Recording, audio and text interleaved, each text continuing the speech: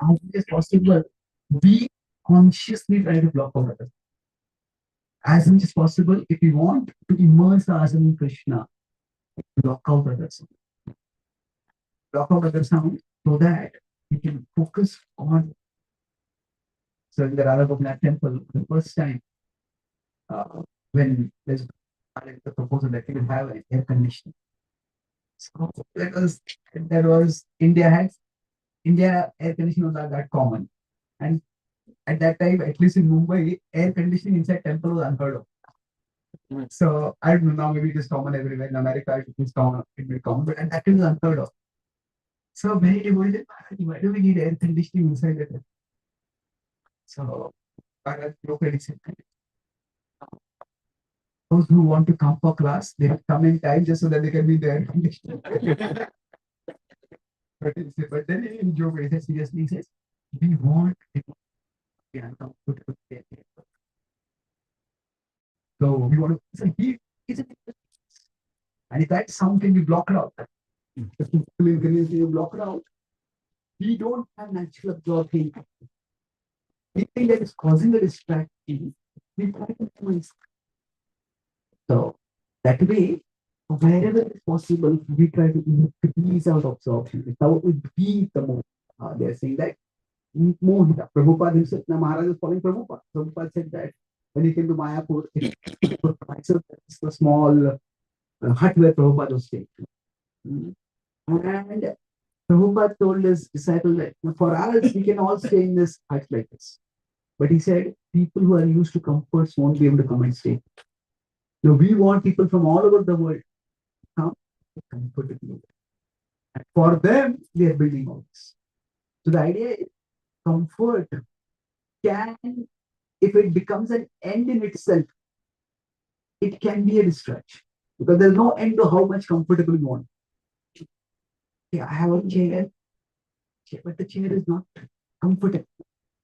I get a comfortable chair, then you say, can I get a massage chair also? So if comfort becomes an end, then there is no end to it. But if comfort is a means to some end, then that's not wrong. So we can shut out the external noise in whatever way we can, so that we can focus on Krishna. So there was this question about if some devotee's family is not practicing bhakti and they obstruct the devotee practicing bhakti, then should they speak on truth so that they can come to satsang? Well, as much as possible, dharma should be preserved. Now, what does that mean? That means that it shouldn't be that we neglect our family responsibility. Now, after we have done our family responsibility, whatever they are, then even after that, there are some restrictions. Then we have to assert our space. That if some, so that means I think last time when I had come, I had done this.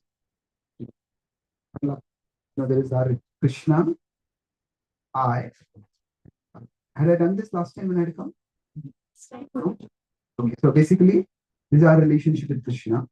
This is our relationship with other person. Then their relationship with Krishna.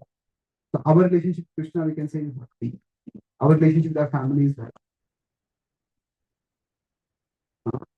So now, ideally speaking, 1, 2, 3, and all three go together. That's what Prabhupada wanted. He said, non-Krishna conscious movement, everybody should come closer to each other and closer to the prime entity Krishna. So best is 1, 2, 3, all grow. Now, if that doesn't happen, if not, then what we do is we treat all three as independent. That means we give time for one, we give time for two, and we leave three for between that person and Krishna.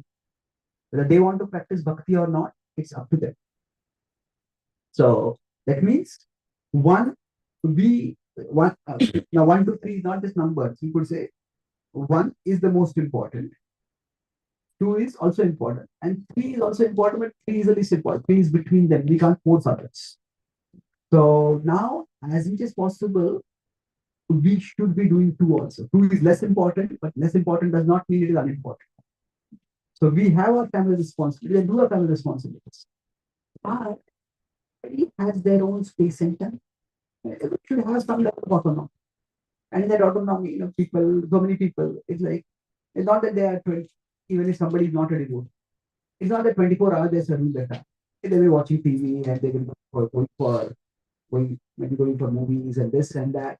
So everybody has some time for themselves.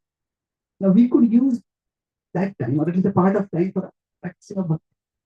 So we make space for one and we make space for two. If two comes in the way of one, that means that if in the relation with other person is they are stopping us from coming to Krishna, then we have to be expert. So that nowadays, especially in today's world, if we if we give others their space, generally they will give us our space. Now, if we don't force free on them, if we are not forcing them to practice bhakti, okay, this is our life together, this is my life, and that is your life, and that's okay.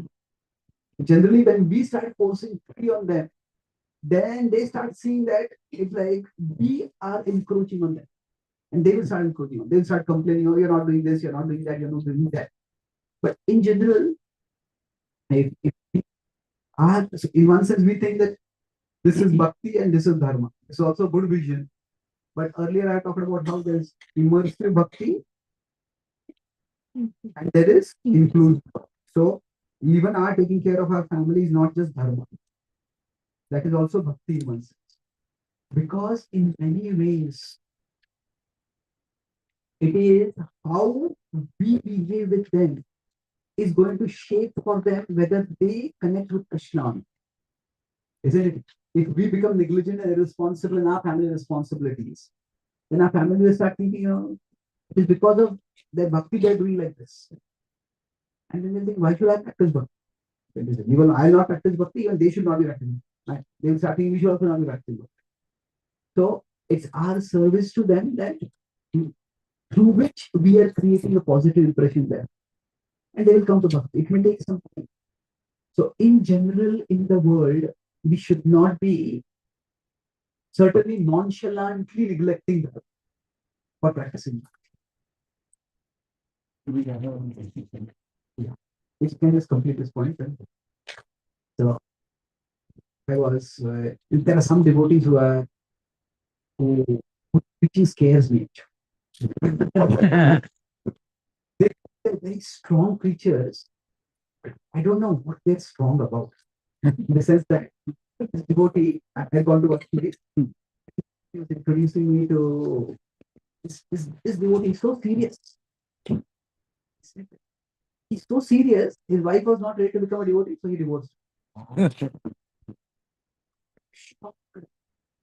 said, first of all, divorce is a painful thing, not something to be tolerated. Anyway, if, even if that has happened, so is it that somebody not practicing bhakti, that's the reason to divorce him? Obviously not.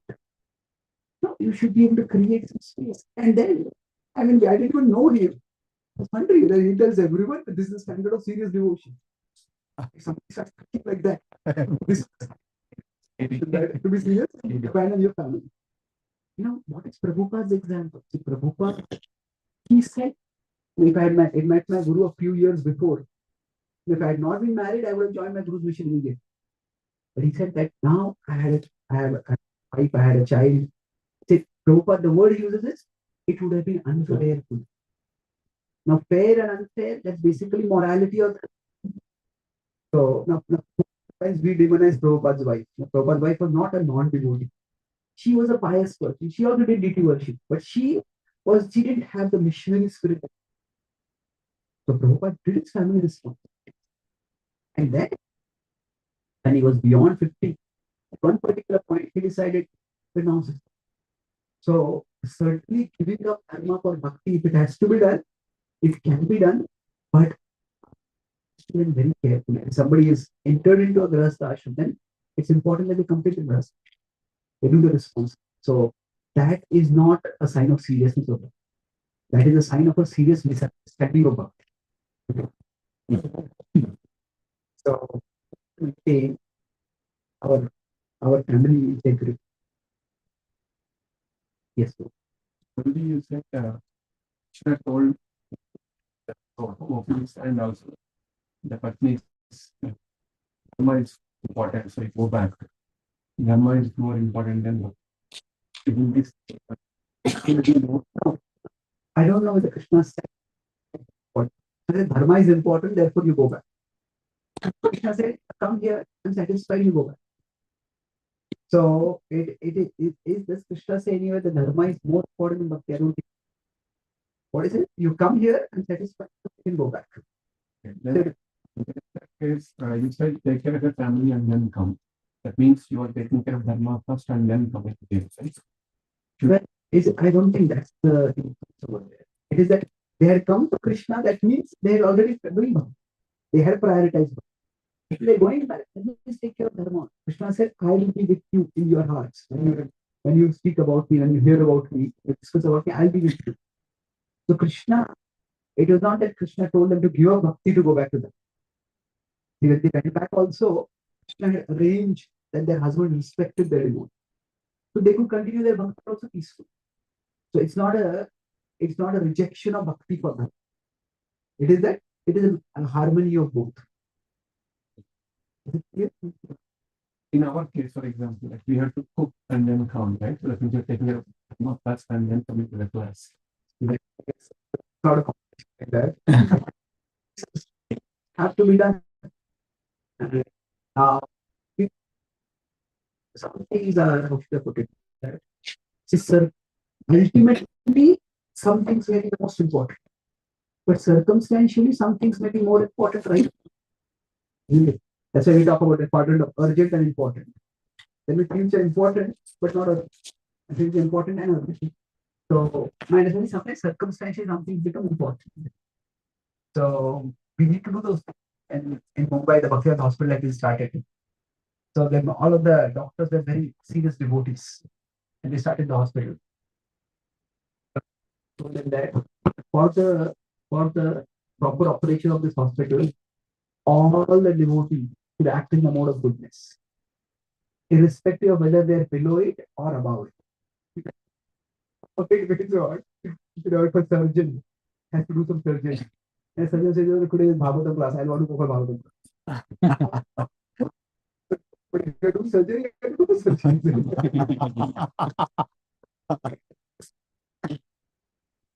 So now you could plan in advance so that you don't schedule surgeries that they clash with the Bhagavatam class. That's okay. But if somebody has emergency duty, then you can do that duty. Hmm? So, and it's not so simple that we are saying dharma is more important than bhakti. It's that both of them have to balance, and sometimes dharma is taken care of, and then we get to practice bhakti. Sometimes we prioritize bhakti. It is an adjustment. And one last question. At the end of the question, Sarvam how do you understand? Well, that is a complicated verse, but I think that 50 articles on that verse. But it has many different meanings. But essentially, the word dharma over there is referring to Arjuna's specific conflict. Arjuna's conflict was, should I do my Kula dharma or should I do my Kshatriya dharma and fight? And Krishna is telling, you have your idea of what is dharma, put that aside and just do what I tell you to. And I will take care. So it's more like, say, you can example of this. Say, if an employee software company is a part of two teams, and both team leads want that person to do something. Should I do this or should I do this? Which project should I do? That person has dharma sankat. That person has some contact with some CEO or some top person. And then he asks the CEO, what should I do? Okay, you do this one. And then what about that guy? He says, Aham Tom Sarapa. So, I manage that. So, Arjuna does do his Kshatriya dharma. So, but he's not doing that Kshatriya dharma thinking I'm a Kshatriya. He's doing it Karishye Vachanam. He said he's thinking that I'm a Bhakta and I'm doing the will of Krishna. And the will of Krishna happens to be that I fight.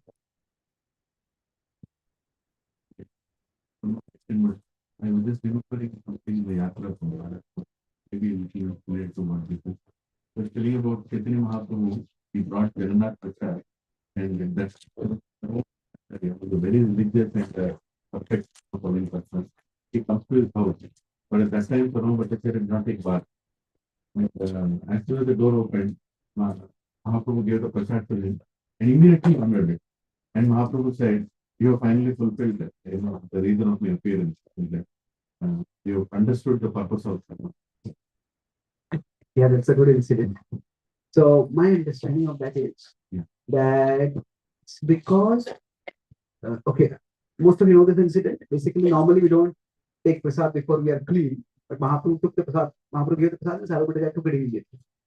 So was it exactly dharma being given up for bhakti? You could say that, but my understanding is that he was Advaitin, and because Advaitins don't accept the personal manifestation, so in their tradition, the power of krupa, mercy, is not there so much.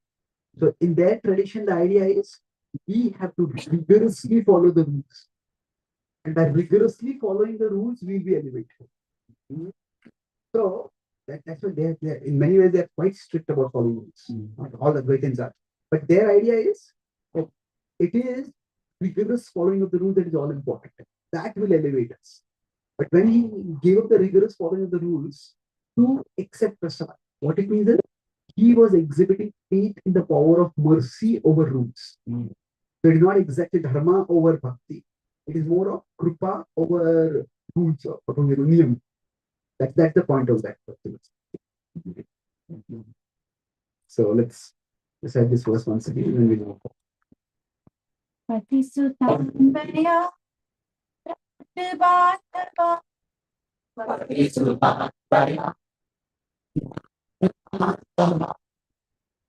Vilamyate Chutagata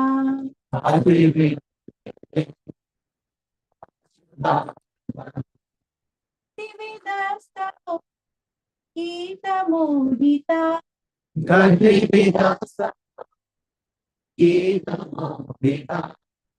Gitavayoshita Tyajenishi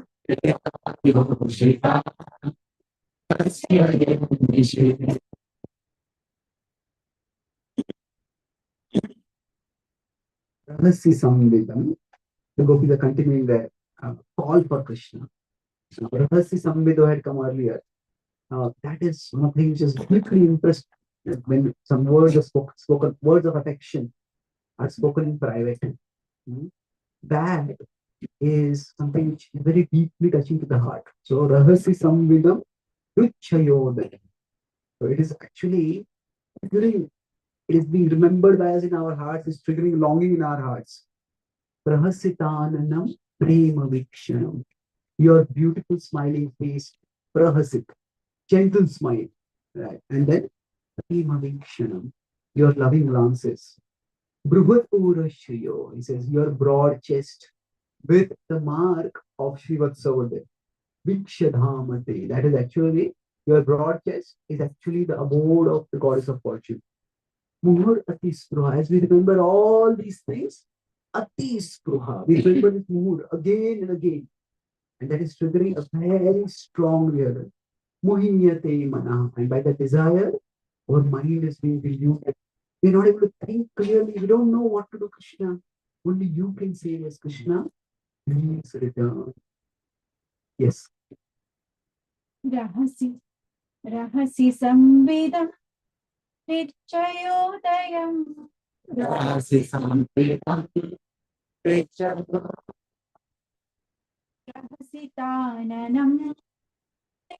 Vikshanam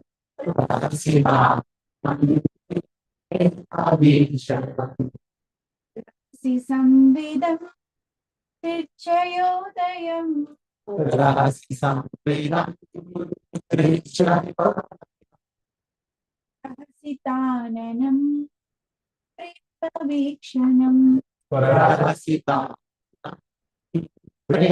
Vikshanam Shriyo Vikshya Dhamate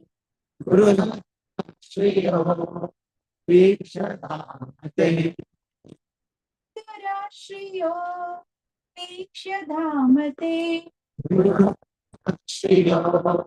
वीक्ष्य धामते प्रतिस्पृहा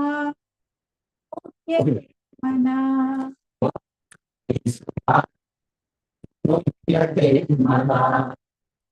प्रतिस्पृहा यते मना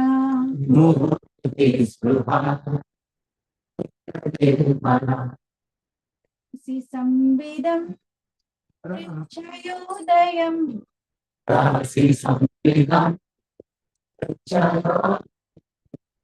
प्रहसिताननं प्रेमवीक्षणम् राश्रियो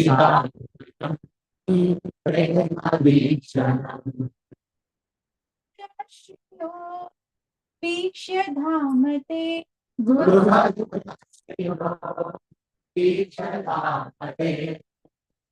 प्रतिस्पृहा मुह्यते मना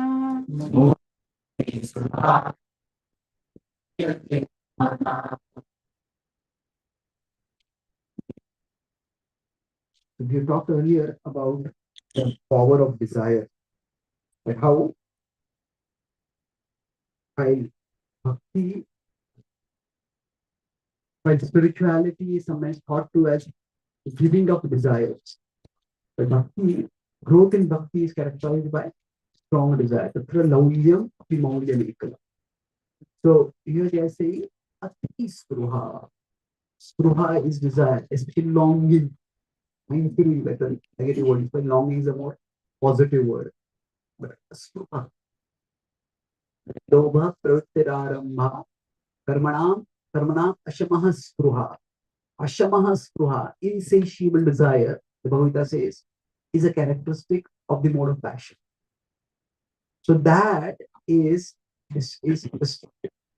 that entangles us. So we could say that if we are here in this world, now we can have desire for Krishna, or we can have desire for something in this world, material objects.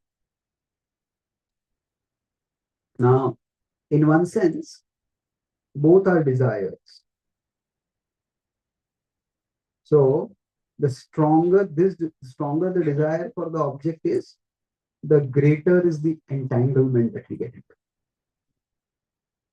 Everybody has desires, but we all generally keep our desires within some boundaries. Everybody wants money. But it's not that I'm going to rob someone to get money. So that boundary, that ethical boundary is there. Everybody has some boundaries. The stronger the desire, what it means is that sometimes people start pushing boundaries. Sometimes some pushing boundaries just is like working harder than what you normally work. That's okay. But if one start pushing ethical boundaries, that's bad. So, but with respect to Krishna, the stronger the desire, you could say the faster or the greater the distance, the closer we go toward Krishna. This theme of desire for Krishna is there throughout the Bhagavata. In the first canto, there's like I said, there's a remarkable echoing of keys. In the first canto, when Narada is still a boy, what happens is Krishna appears before him and then he disappears. It wasn't what happened in the first canto, it's happening in the next canto. Krishna is with the gopis and he disappears. Now, of course, the reasons are very different, but the principle is similar. So Narada again tries to deliberately give Narada, not Narada Muni, because he has not yet become Muni. Narada boy is still now. So Narada as a boy, he again tries to sit down and meditate. He's not able to see Krishna. He's not again, he tries to repeat the exact steps again and again and again. But it just doesn't work. Those of you who are preachers, you may notice this. Sometimes you may memorize the entire class. And you do that same class at one audience, and in the same class for other audience. One class, it just like classes, a class blows the audience. Exactly same class. That class blows our conception that I'm a good preacher. It's not mechanical. Although we do try to get the points properly, get the proper illustrations and everything. But the transmission of Krishna Katha is not mechanical. We can repeat the same points. Some days the impact is much more than others. It's Krishna who is manifesting through whatever we speak. And Krishna is Swaraj. Sometimes he manifests, sometimes he does not manifest. So now Krishna has a reason for what. So now it is to Narada, the point that he is made is that he says, your service is incomplete and your heart is not yet pure. So that basically when we talk about devotion and service. So for him, what the Lord says is, for Narada, he says, your devotion, both not, devotion is not pure, your service is not adequate. So therefore, he said, I gave you this darshan, which is much spruha. I gave you the darshan by which the desire for me will rise in your heart. And the desire for me will drive away all other desires. The desire for me will drive away all other desires. So for us, also, at this stage, sometimes we may get some spiritual experience. We're talking a little bit about spiritual experience also. Sometimes we may be uplifted, very enriched on doing a particular thing. So that is meant to trigger the spruha within us. So for us, whatever, if I consider, say, any, if I use this word, spiritual sense object. So normally think of sense object as material, but what do you mean by spiritual sense object? It's an object that is pursued through our senses, but it reminds us of Krishna. It's spiritual. So it could be a picture of the deities. It could be a particular kirtan recording. It could be a particular class. That's a spiritual sense object. So for us, we will find that there are certain spiritual sense objects that trigger desire within us. So we hear some class and I just want to hear more and more. So if that happens, then we need to treasure that spiritual sense object. Maybe if we like a particular kirtan, keep it close to us. Hear it again. You will show Krishna that I treasure the desire for me, for you that you have given me. And I want this desire more. And for the gopis, of course, they have a very direct personal relationship with Krishna. That's why they are describing very vivid personal attributes of Krishna. They start in this particular verse with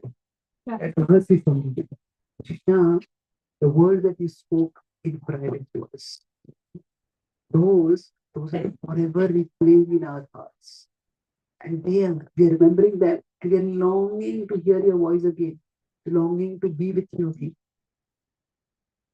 So if you look at the personal attribute we talk about, Krishna, your words, your eyes, your glance, your smile, your chest. So the remembrance is in accordance with their rasa. Their rasa is Madhuri rasa, and they're remembering Krishna accordingly. The specifics of the remembrance may vary for different devotees. But for us, that principle of what is that? Ati Spurha. It's a very strong desire. And now they're saying, Muiyate Mana. It is bewildered. So what does his mind is bewildered? That one time Prabhupada, when he was in America, once 1967-68 started, as more devotees started coming, Prabhupada started revealing the scale of his wishes. And the devotees got some land in West Virginia. They got first a small patch of land. That's where they started New Vrindavan. They got a little more land. They got a little more land. And one letter Prabhupada wrote to Haguru Prabhu and Kirtanand Swami, who were there at that time. He wrote to the leaders over there. He said that you are buying more and more land. Krishna is giving you more, and one day you can buy the whole of West Virginia. Right, Prabhupada, it seems Prabhupada had enough visions that he could engage the whole world and the wealth of the whole world in Krishna service. Only resources were less. Hmm. For us, it may also be resources are less. And for us, actually, desires are also less. Okay, if we just use whatever resources we have, it will show Krishna that our desire is strong and Krishna can give us more resources. The point is that Prabhupada, not only did he have desire to serve Krishna, Prabhupada had this remarkable capacity that his association would fill others with the desire to serve Krishna, the desire to glorify Krishna. So, so very the point. One time, one person came to Prabhupada speak about his vision, how we have temples all over the world. So, he said, he was a new person. Swami, you sound like a mad person. Yes, we are mad for Krishna. Prabhupada says that the materialistic people are mad for Maya. That everybody is mad in the material world. The material world is such a place, you cannot stay peaceful unless you are mad.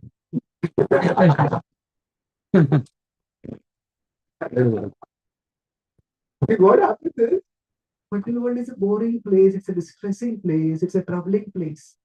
Unless we have something to absorb ourselves in, it's function in the world. Unless a person is very, very sattvic and then you're very peaceful. It's like we will, if we are not mad for Krishna, then we'll sooner or later become mad for Maya. So, oh, I want this and I want it. Sometimes that is only going to entangle us. So, muhiyate mana, this moha is actually a good moha. Now, normally we say we're going to Krishna, our moha goes away. We think because of Krishna, we are going to moha. This moha, there are different kinds of moha. There is the moha that takes us away from Krishna, and there's the moha that takes us towards Krishna. So now we all have heard this word yoga maya. Now, if you think of it from a logical perspective, it seems strange because maya is that which takes us away from Krishna, that which puts us into illusion. And yoga is that which takes us to Krishna. So that is connects us with Krishna. So maya disconnects, yoga connects. So what is this yoga maya? It is strange. It's yoga maya, if you look at the word, it is like something like, it's somebody the brilliant fool.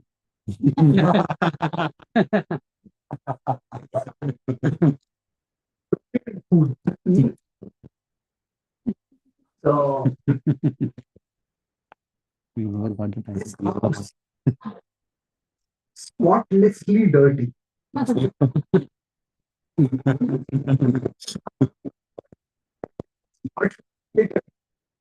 There is no spot of cleanliness in the house.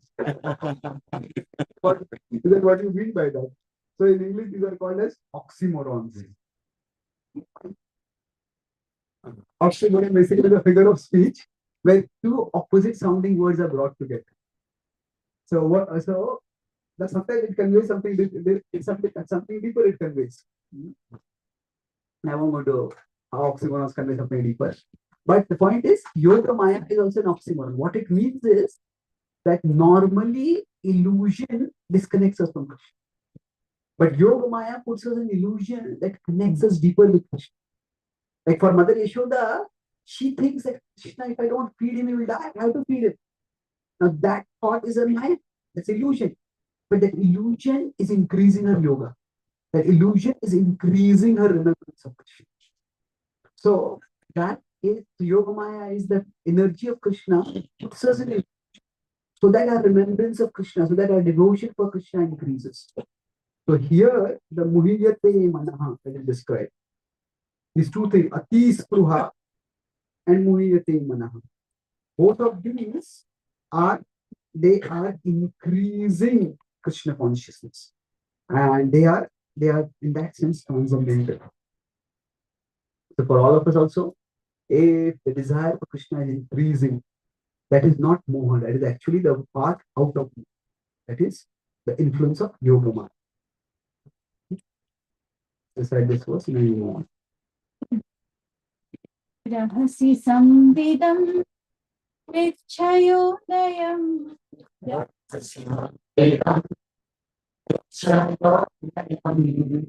रहसि ताननं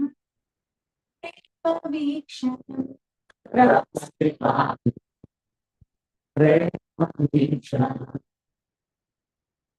श्रियो वीक्ष्य धामते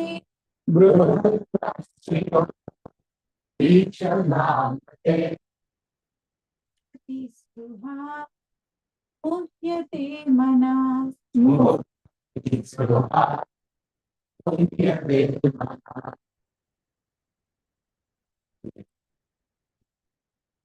Now, so the Gopis are saying that Krishna, the desire is tormenting us so much, can you please come back? Because then Brajavanao Kasam Yakatiramlate. So it's saying the Brajavanao Kasam. There are various living beings in Vrindavan. The Gopi is there in Vrindavan, they're observing the plants, they're observing the small animals that are there. Yeah, the honeybees which are moving on the locusts.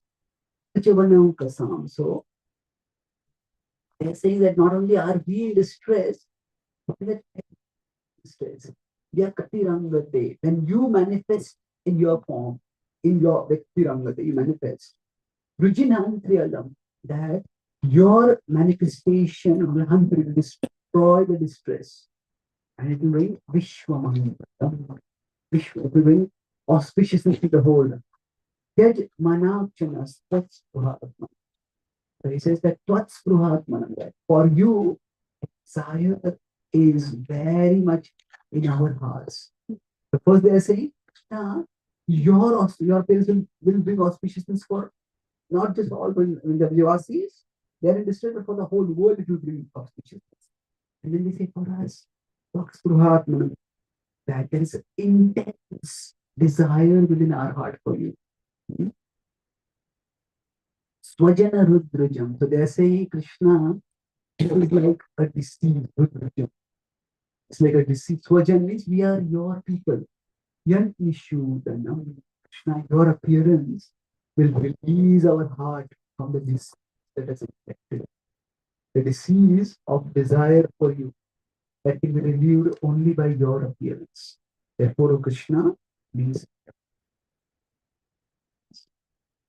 ब्रजव ब्रजवना ब्रजवनौकसा व्यक्तिरङ्गते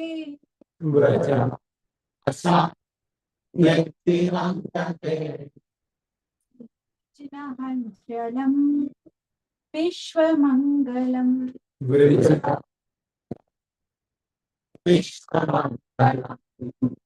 ब्रजवनौकसा व्यक्तिरङ्गते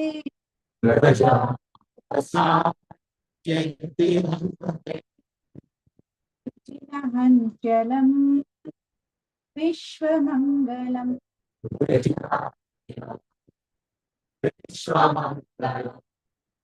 यजमानार्चन स्वस्पृहात्मना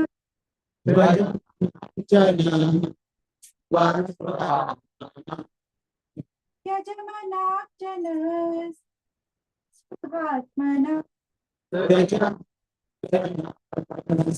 स्पृहात्मना जनहृद्युजा यन्निषूदनम् स्वजनहृद्युजा यन्निषूदनम्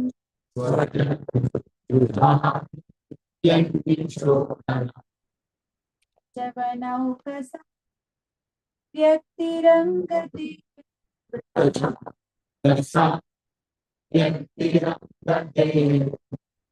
नहञ्चलं विश्वमङ्गलम्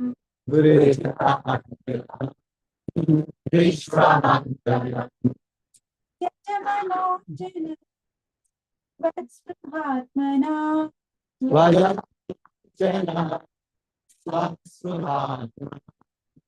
स्वजनहृद्युजा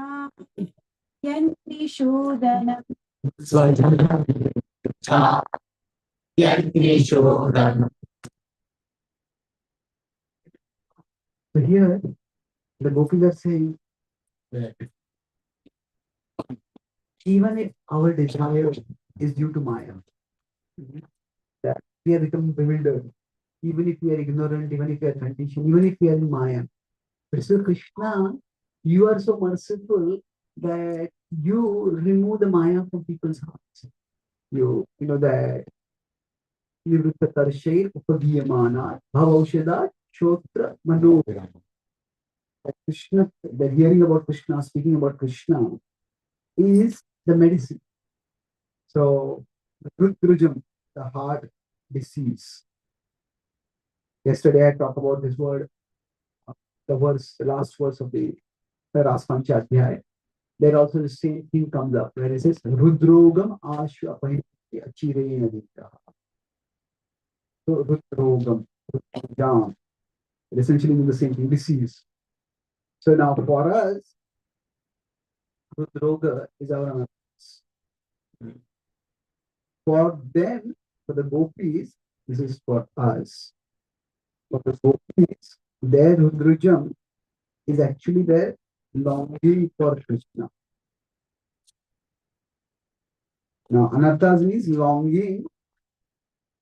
It's for everything other than Krishna.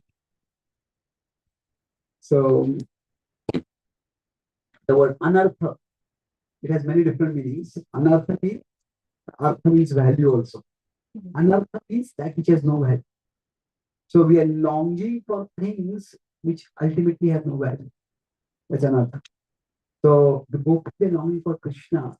But it's interesting that for both of these, the cure is Krishna's manifestation.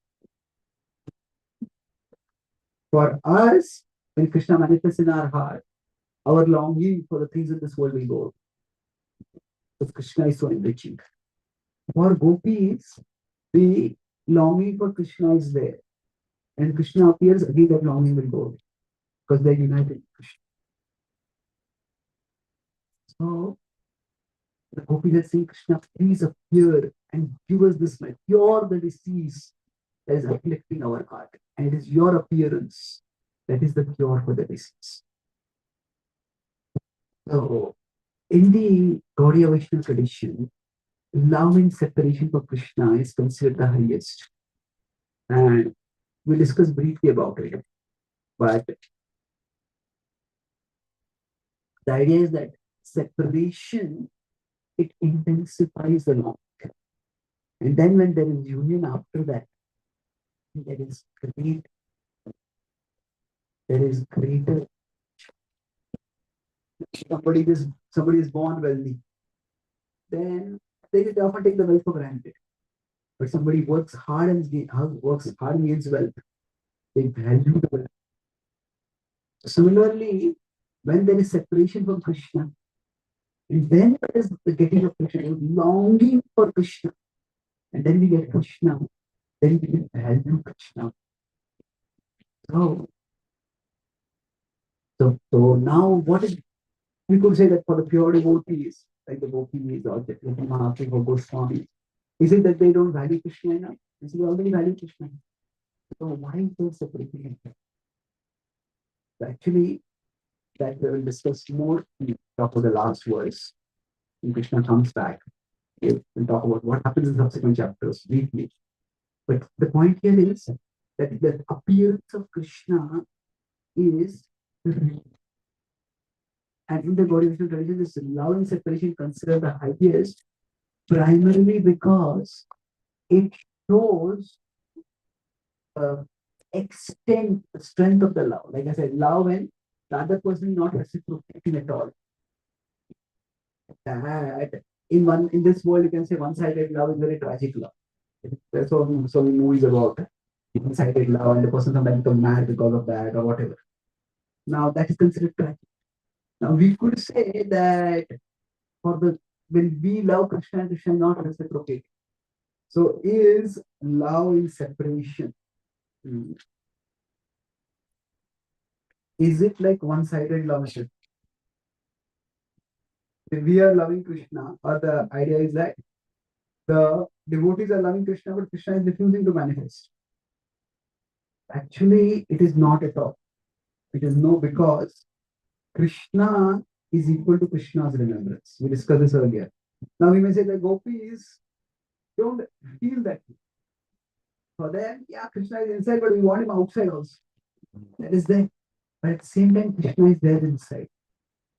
And that is also enriching. So Krishna is equal to Krishna's remembrance, and there is love. And in this loving separation, did you discuss the example of fire and wind? No?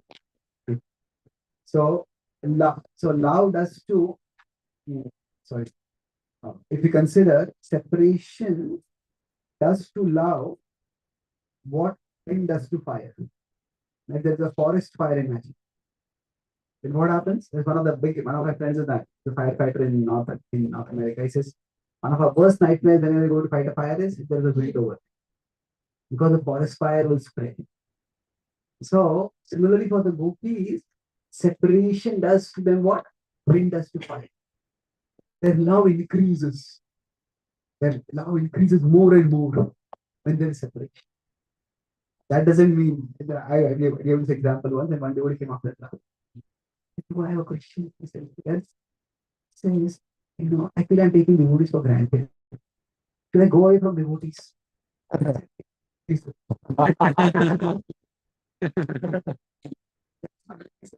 Oh, because it's not like a forest fire. It's like a candle.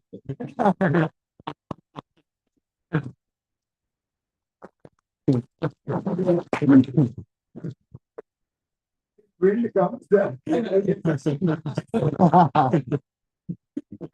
So for us, separation is not healthy. We need to build ourselves. We need to be close to Krishna as much as possible. It's a very advanced stage of Muriyate Mana, all this yoga. But for the gopis, when they are saying this, for us, union with Krishna is the cure for our forgetfulness of Krishna. For us, see that although both we can say conditioned souls are in distress and the gopis are in distress, but the cause of the distress is different. For us, it is forgetfulness of Krishna. And for us, coming together with Krishna, that will remove the forgetfulness. For them, the cause of distress is not forgetfulness. They're already deep in remembrance of Krishna. And the gopis are so advanced that they sometimes practice yoga to forget Krishna. They say that we have heard that actually the great yogis, when they're agitated by desire, they practice yoga and they calm their mind. So they say we are agitated by desire for Krishna. So we'll calm our mind by practicing yoga. And then sit down to practice yoga. Now we are sitting. One of them suddenly remembers Krishna. And he said, one of them said, Krishna did that. They all said, yeah, but he did that also.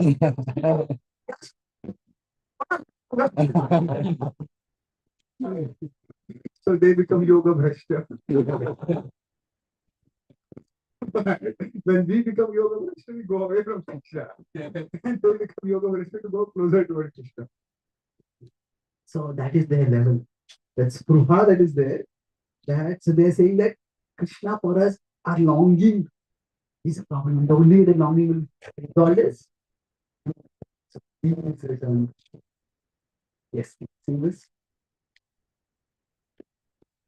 रजवनौकसा व्यक्तिरङ्गते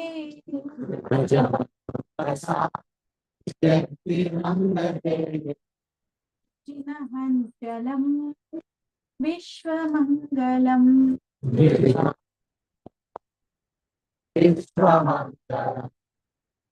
यजमनार्चन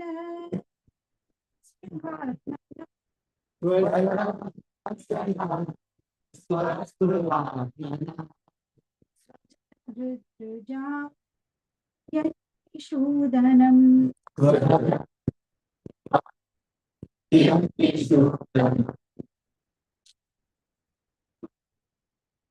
Now, the gopi is the last verse. This is a different meter. At the last verse, they're longing Krishna that it is, we don't care for our pain. The meaning is that we care that you are happy. Yatte puja charanamurham staneshu. He says that Krishna, your lotus feet are so soft. That even when you place them on our bosom, we feel it's too hard. It will pierce your feet. Vita Shanai Priyadadimai Karkashi. We are afraid Vita. So soft that they'll get injured by that also. But we're thinking that you're going in the forest. What will happen to your feet? Priyadadimai Karkashi issue. Damn, like Krishna in the forest, there are so many thoughts. They not having asatasi. The Vyatate means we are agitated, we are disturbed, we are afflicted, we are afflicted. Thoughts. So even if you are angry with others, and even if we have done something wrong because of which you have gone away, but still you have gone away and you are going away to the forest in the dark. So like they say nothing is good. We just don't know what to do. Purvadidir bhavati bhavat ayushyam. My dear Lord, you are our life. You are life, taking care of you, serving you, comforting you is our life. So Krishna,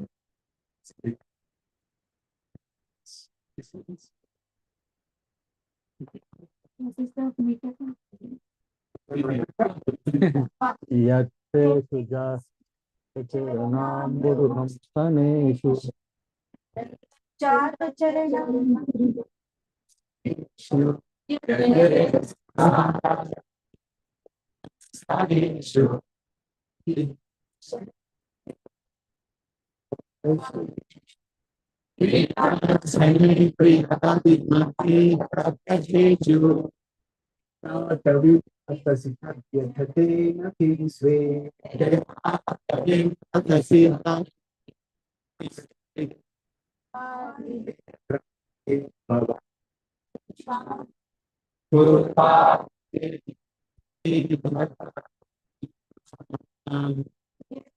Sujata charanam buruham staneshu.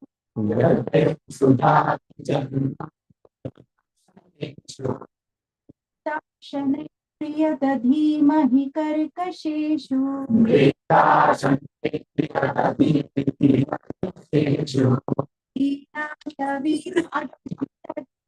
Yathatena kim swe.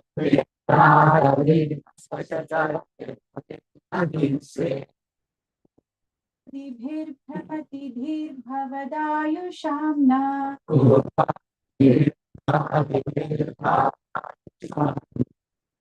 Yatte sujata charanam buruham staneshu.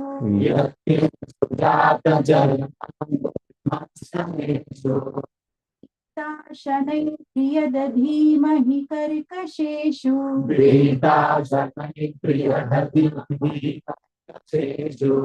Teenatavim atasi tatyathatena kim swe.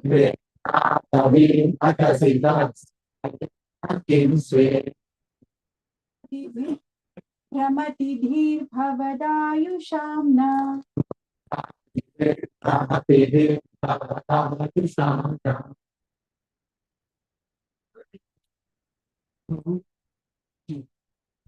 this is the last words about Krishna. If you see what are the first words? Jayati Vedikam Janmana Vaja Shweta Indra Shweta Drishyata Vikshutavakas Vaidhuta Savasvam Vichinvate. There also the theme comes, Krishna, our life is for you. We're thinking about you, we are searching for you. Our life is for you. And here also, Bhavadayusham. Our life is just for you. So we all know the story of the gopis when Krishna had a headache.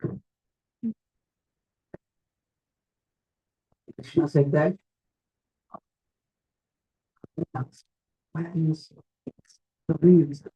what can we do? I need the dust of feet of my so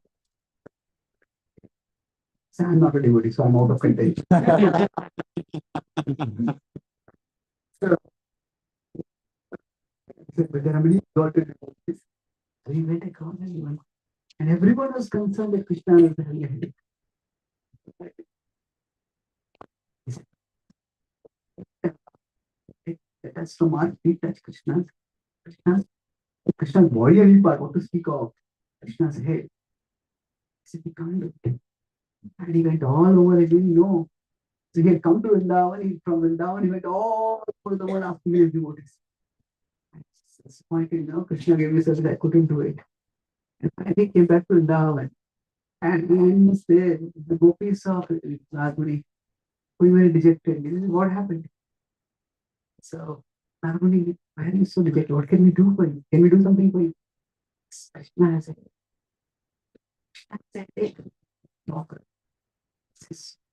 what can we do?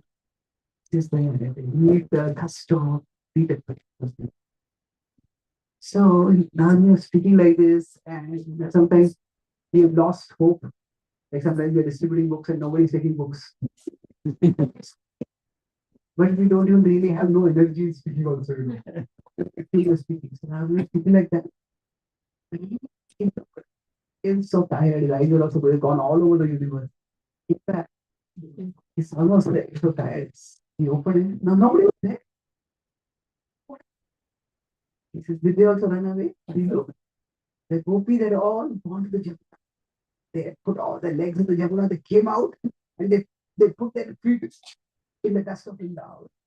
And they got a big under one cloth and they put all the cloth. They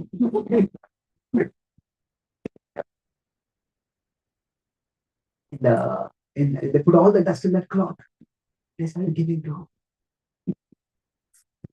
so they are always fine. So,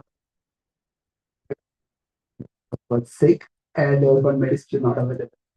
So one devotee got the medicine. And he went for 7 days, he got something like 100 tablets.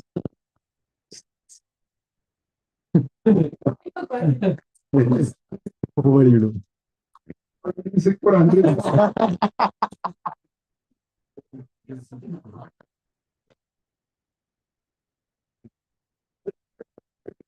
Also, you can have service attitude. So, but anyway.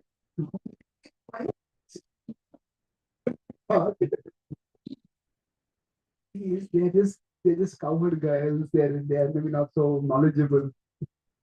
Please, do you know you're giving your dust? What will happen? Open Krishna, so to speak.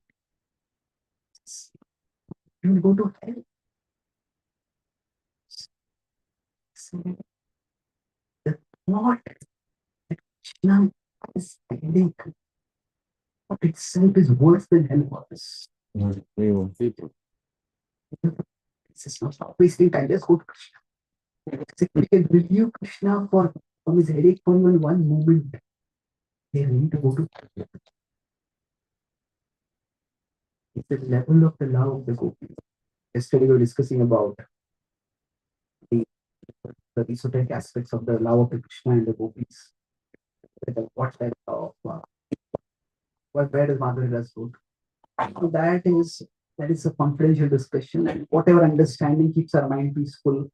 We could say that a particular aspect of that love is a distortion in this world, and that is not there in that world, or it is there in a pure form. Whatever it is, that is not. At whatever understanding Prabhupada has made certain Acharya made certain statements, whichever understanding we find satisfactory, we accept that. We are within the tradition itself.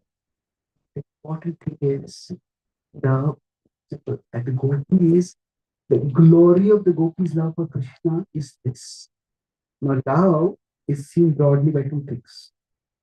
What we give our beloved and what we give up for our beloved.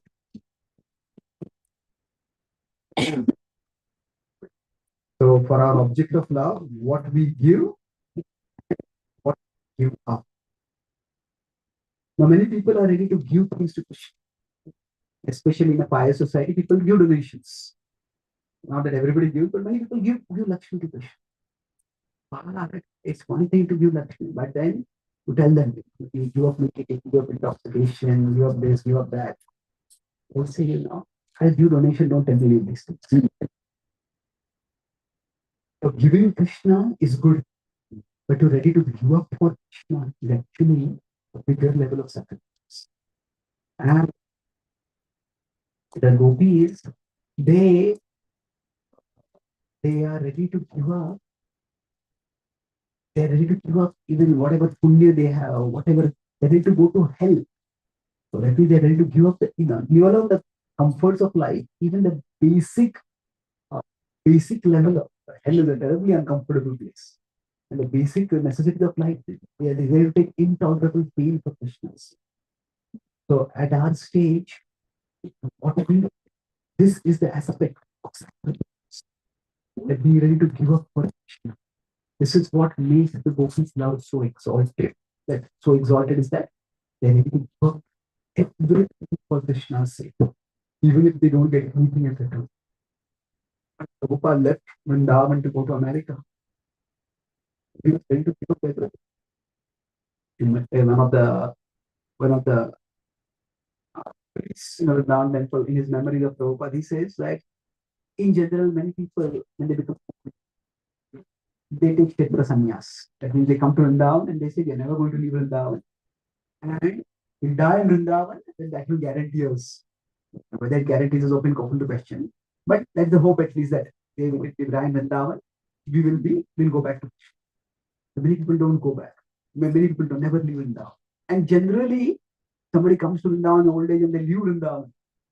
At least at that time, the notion was, okay, this person is not detached enough. They still want to go back to their family. Somebody comes and goes. This person really doesn't have much attachment. Because Swamiji was coming to Vrindavan and leaving. So he's coming and leaving. But Prabhupada was leaving Vrindavan not because he was attached to the Lord. Prabhupada was leaving Vrindavan because he wanted to take Vrindavan. When Prabhupada left,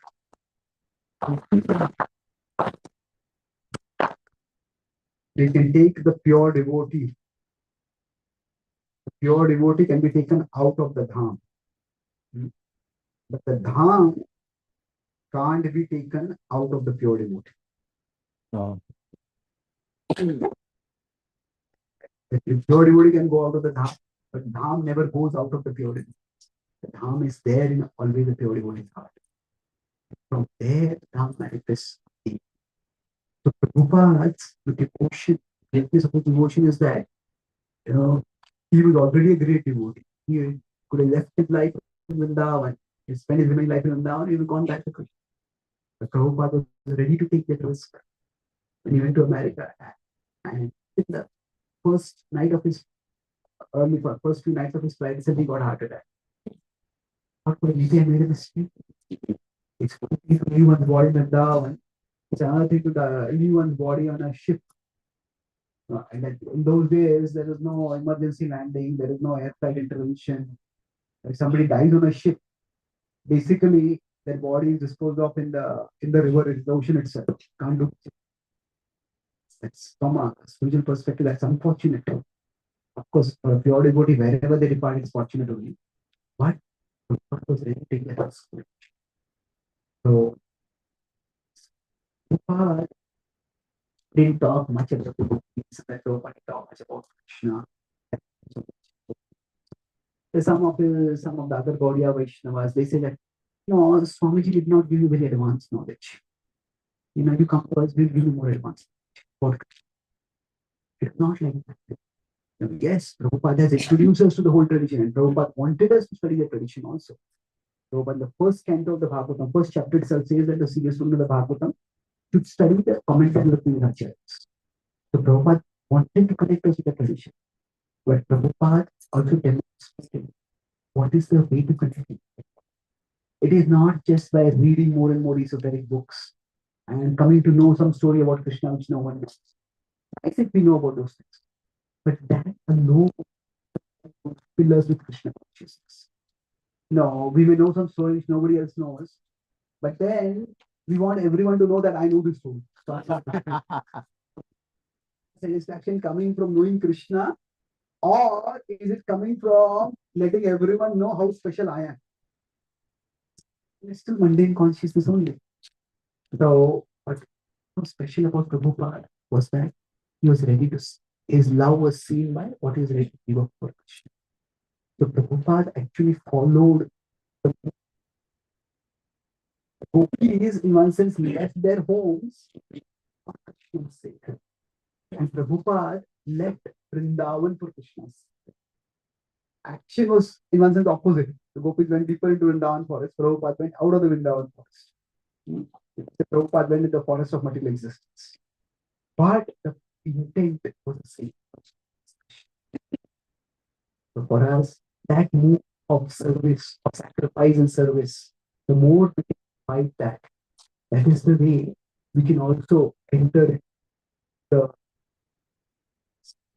we can experience more and more sweetness of love for Krishna. So the Krishna conscious advancement, it doesn't just come by esoteric information about Krishna. If you can have it, that's good. But that is not the way. The way is actually selfless service to Krishna. That information, we may get the information, but information alone does not necessarily foster attraction. No, information is important to know, but what we want is attraction to Krishna. There is a selfless service that will lead to attraction to Krishna. Sevon mukhe jivadav swayam eva.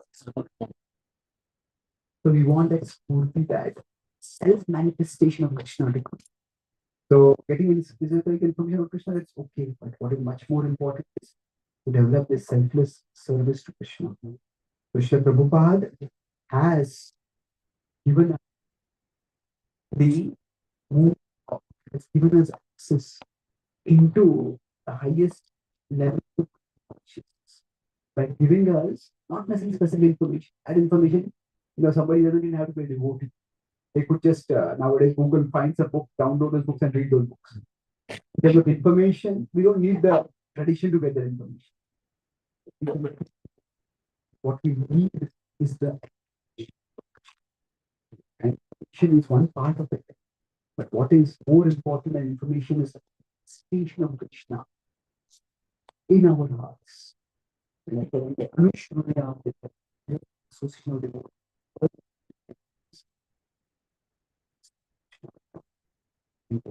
so the gopis become slow,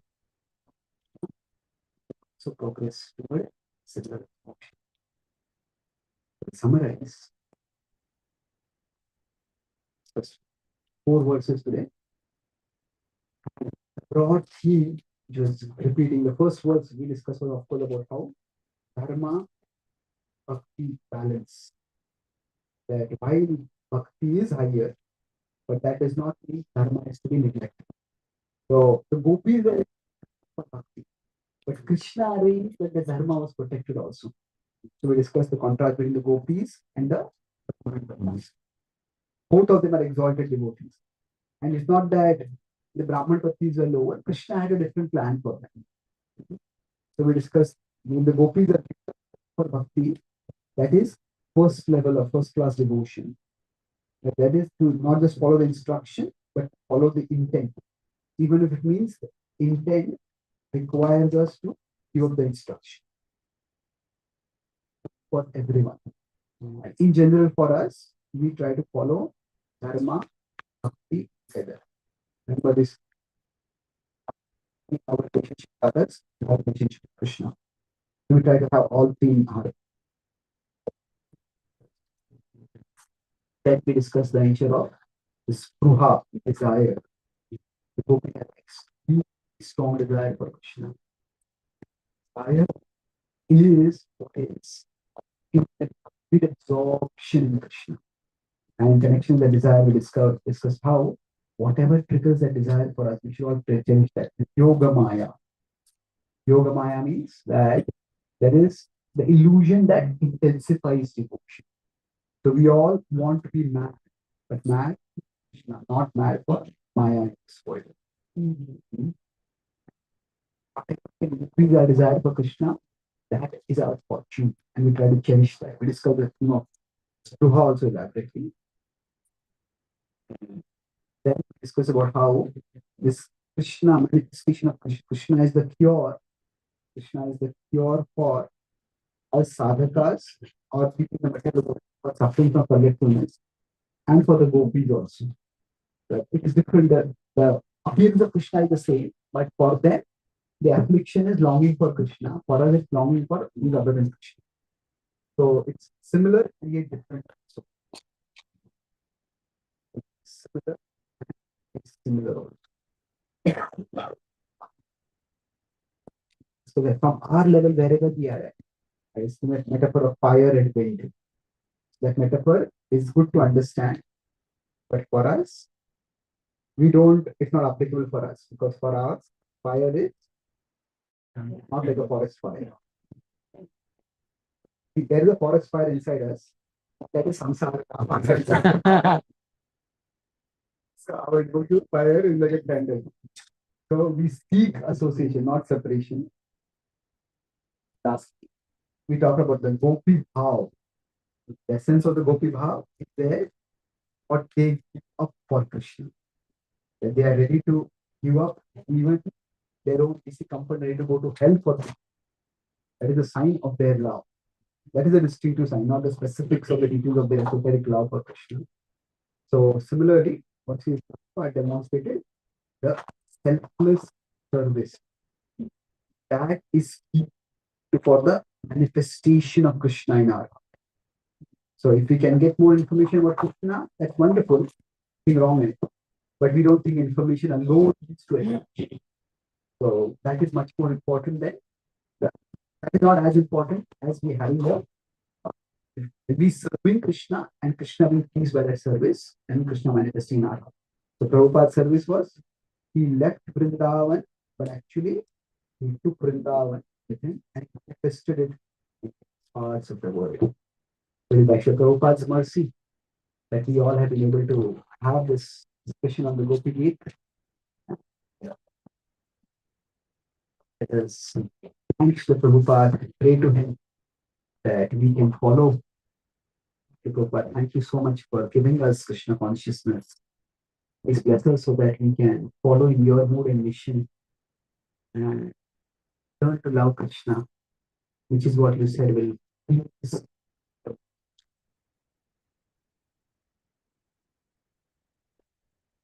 Thank you very much. Prabhupada ki Yeah. ki. Yeah. Yeah.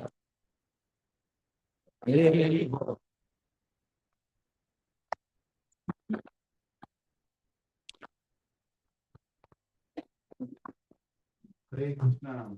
Hare Krishna. This great Chaitanya Charitamrita Sri Lanka Sri Karibo. Hare Hare.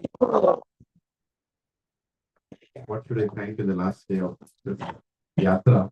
It was almost like a Vrindavan yatra for all of us. Sleeping, we were thinking when will we get up? And lots of thinking when will we reach? While we're here, we're thinking, will this get over? I mean, should not get over. Want to hear more and more. Absolutely disqualified, unqualified to hear such kind of classes.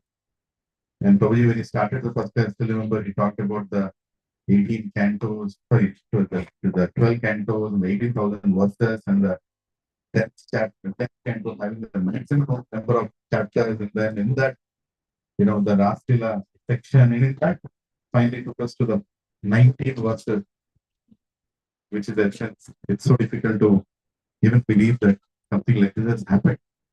How many here have attended all the classes?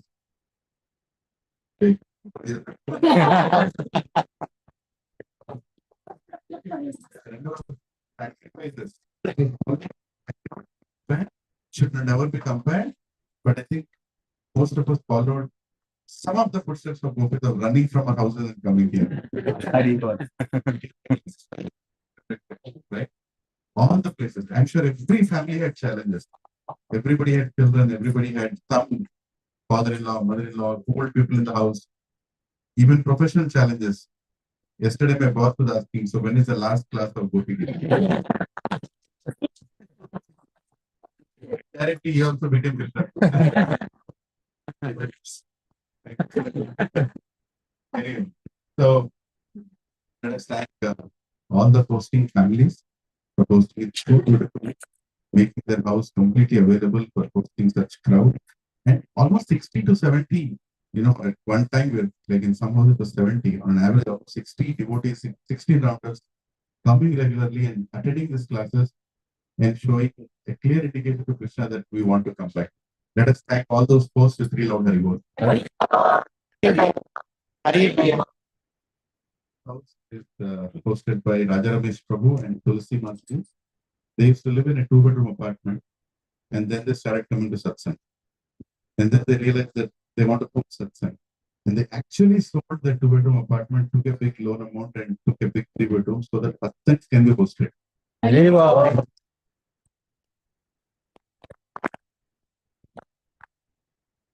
I'm sure this loan will be repaid by Krishna. Don't worry.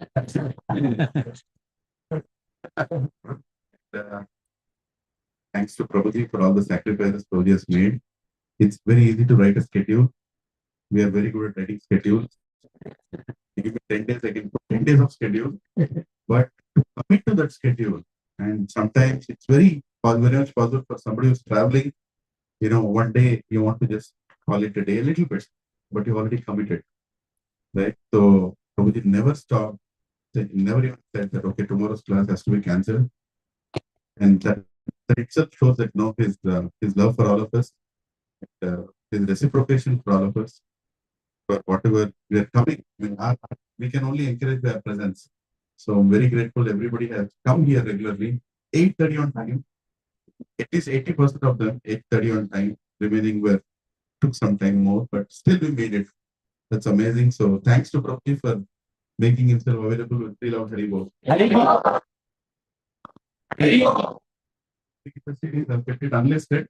Now I'm going to go and take it listed. So sorry, public.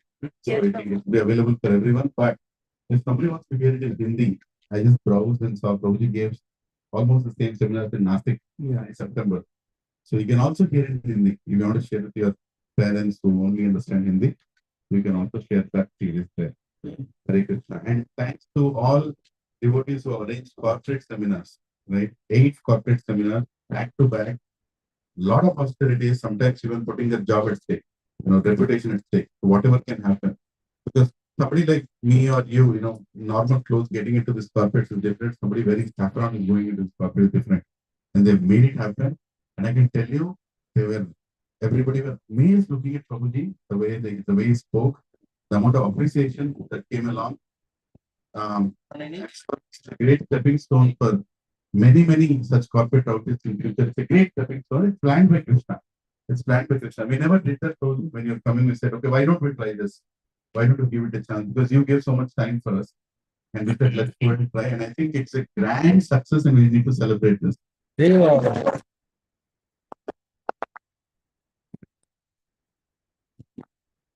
or small, whichever company it is. But and the best part that I felt in whatever places I went is the way the organizers, whoever is the devotee who hosted it, made sure that the superiors understand the importance of it.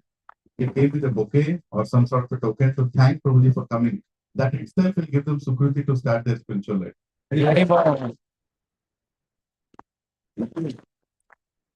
Why Prabhuji is here? Not because, not because of, let's not assume why he's here. He's here because there is a group of Matajis who are working for Prabhuji. They've started working for Prabhuji. They have a lot to do.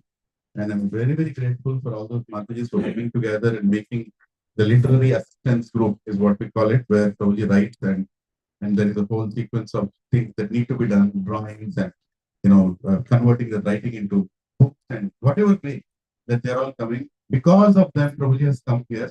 And I'm very grateful to all the team who have done such kind of service that has brought Prabhuji here. Thank you.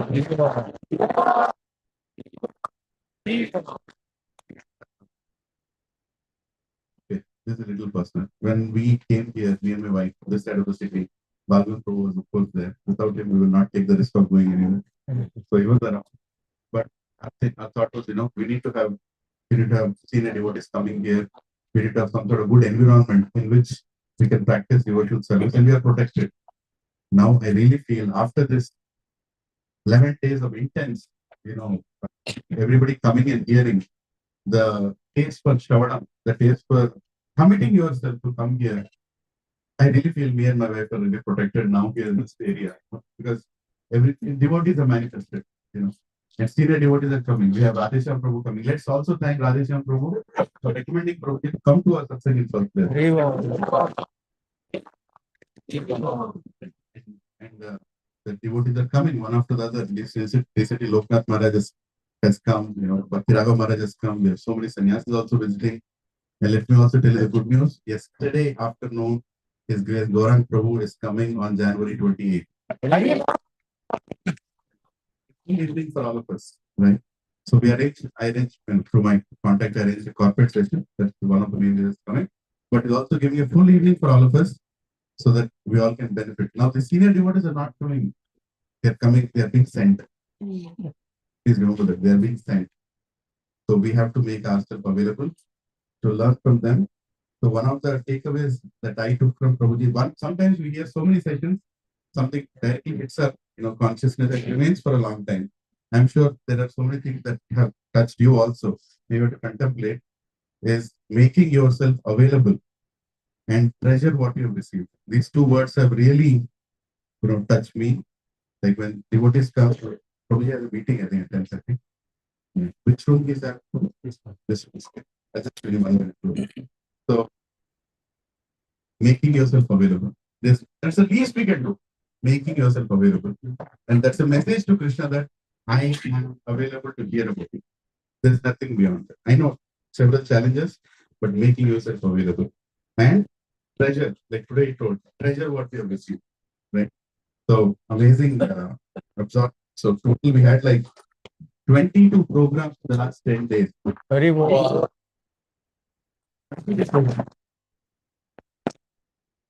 5 big weekend programs, like a big festival in 5 communities, and then 9 Gopi Gita classes and 8 corporate sessions. Prabhuji has really extended. And don't think this is what Prabhuji did. Prabhuji also had other online podcasts and so many other things he's doing on a daily basis. Next year, we'll keep a little relaxed, Prabhuji, whenever you come. Yeah, I want to speak something about it. So, actually, two things about the corporate programs. I was talking about some charity in a temple. It's time that you're able to get entry into this country. One of the reasons why Shubhidas to change from saffron to white. He's still a brahmachari, but he said that in India, for saffron people to get entry into many venues is very difficult. So he was preaching that he changed. But I feel that the fact that we have devotees with influential positions get in extraordinary. Of course, almost everyone, many of the people I talk with, they know about Gopal Prabhu. He does that track record also, but it was a remarkable service that you did. And all of you for organizing those corporate programs. You stretch me like no one else has ever.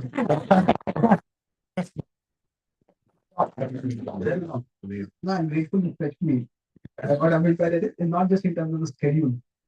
It is, there are classes like Gopi Geet, where we speak nothing except Krishna. And the corporates where we speak nothing about Krishna.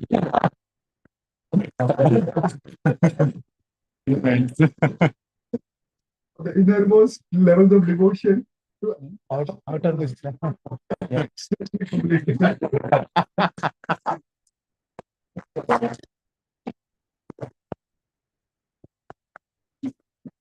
Prabhuji did say that Gopi Gita is not ending here because he is ready for a question answer session online. So I would request everyone to hear the whole book once again. How many are willing to hear it again? It's all there online. We recorded it, whatever level of recording, but I think voice is at least captured. So hear it again, and we will schedule it. I'll talk to Prabhuji when he's traveling again to Dubai from here, from there. I don't know his schedule, but we'll see amicable time, and if possible, so around 90 minutes is what we would request. 60 to 90 minutes of questions and answers. If you can pose those questions to me, I'll consolidate them and send it to Prabhuji so he knows our questions in advance. So, We probably anyway give spontaneous answers, but he'll plan the time according to the importance of the questions, so that all of them are answered. And now, what do we do after this? And what do we do after this? Now we have received it. Now we have appreciated it. Now we've got it. Now what do we do after this? Now we have to utilize this in our services. We have to increase our services, right? So last year, whatever we did, we are going to increase it. Now people are thinking, what bomb is he going to throw? Yes. So Aya Prabhu, where is he? Today he could not make it. So Aya Prabhu is starting a new satsang in a new community near his pet. So pray that he becomes successful. He is doing it with this Gita Jayanti. We are going community. We are learning how to preach.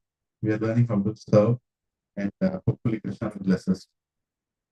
So that's something, and let us continue our services, Rath Yatras, Janmashtamis, everything that we are doing. Let's scale it up. Let's increase it, and new batches in Bhakti Center as well. And this 23rd, we are doing book distribution on the street. So please come. I've already sent it. Please come. Also, let's meet on Sunday. We'll take some reflections on the corporate program that we did. Everyone share their experiences. Hare Krishna. Hare. All such things that happened here for the last 10 days, the three loud and enthusiastic. Hare.